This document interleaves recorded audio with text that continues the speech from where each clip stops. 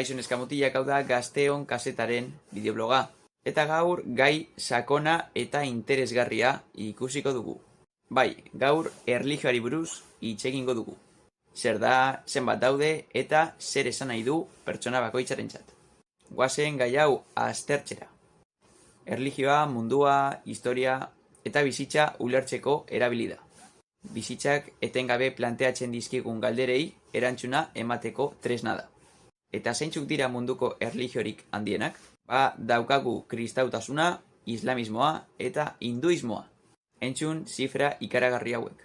Mundua zehar 2400 kristau daude. Islamismoari dagokionez 1900 milioi eta hinduismoari dagokionez 1200 milioi. Munduan zehar dagoen parte garrantzitsu bat erlijiosoa da. Erlijioak gizartean, historian, munduan eta pertsona askoren bizitzan eragin oso handia izan du.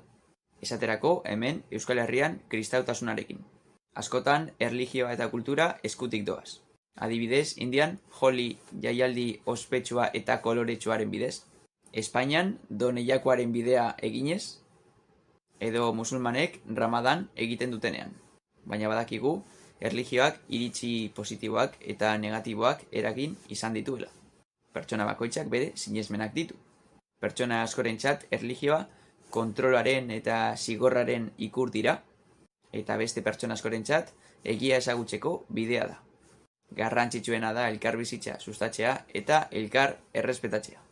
Eta galdetzen dizut, zein da zure iritzia erlijioaren inguruan? Hau izan da Gazteon kazetaren bideobloga.